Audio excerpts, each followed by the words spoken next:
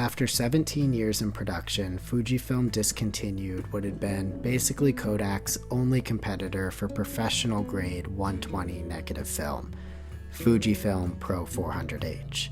My buddy Adam sent me some rolls from his stash, so in today's video I'm going to head out on the beach and shoot what might be my last 5 rolls of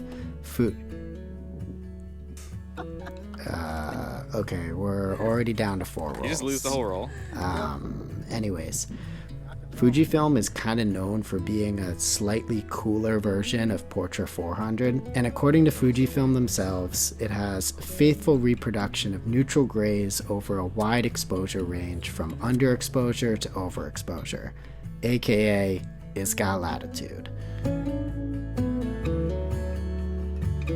The ones in the woods, like on bogs, like they're all very intense.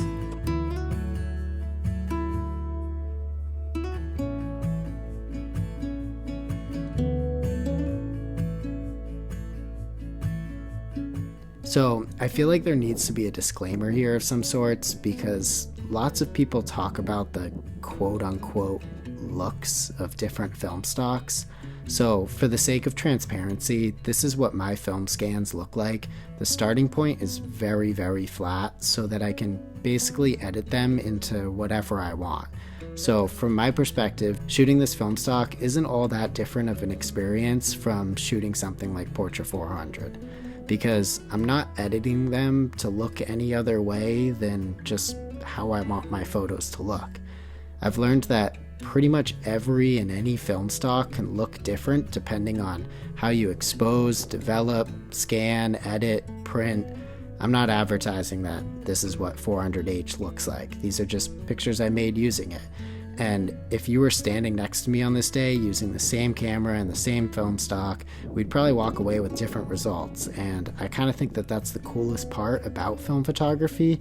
There's so many steps along the way to get to the final result.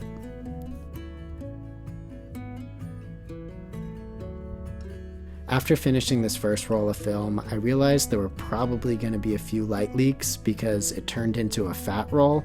I don't know why this seems to happen every time I shoot a non-Kodak film stock for a YouTube video, but if you have no idea what I'm talking about, here's an in-depth scientific explanation of what a fat roll is.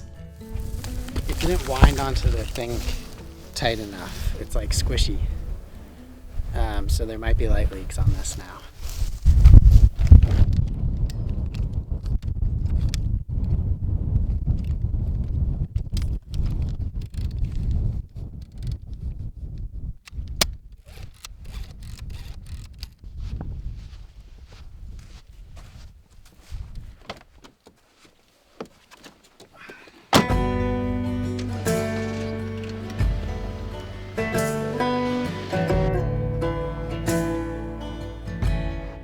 Also, if you're wondering why I only showed you 6 photos off the first roll of film, it's because I almost always shoot everything as a vertical and a horizontal, and maybe even bracket a couple exposures. I know that this creates a lot of waste, but it also creates the most amount of flexibility in post-production. Plus, I'm a firm believer that if you're going to financially ruin yourself with a hobby, you might as well go all in.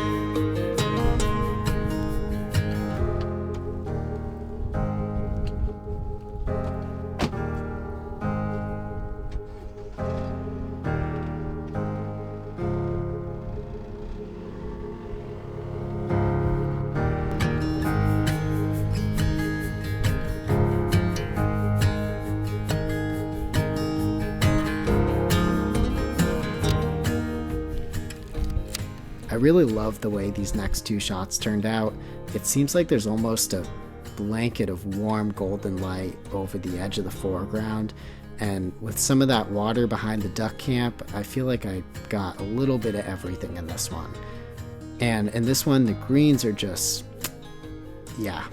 I know I said earlier it basically doesn't matter what film stock you shoot if you're editing your photos, but this Fujifilm really did a good job of separating the two tones in the beach grass here. We're just burning through rolls.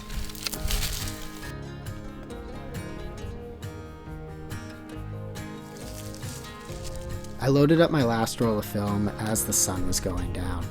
The moon caught my eye in this shot, and at the time I was really excited about it, but now I'm just kind of like, eh.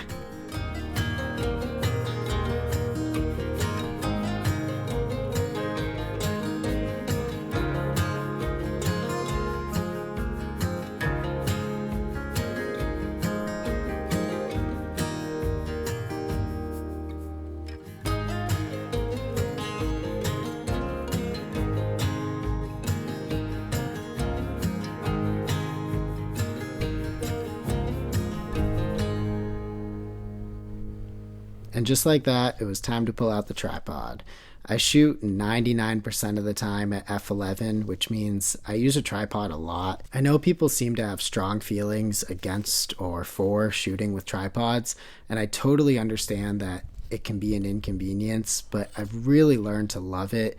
It just feels a bit slower and more meticulous, which I really like. And maybe you have steadier hands than me, but I've wasted a lot of really great frames by trusting myself to shoot handheld at slower shutter speeds, and it's just the worst feeling in the entire world getting film back that's not sharp when you want it to be sharp. So having confidence that everything's going to be tack sharp is really worth it for me.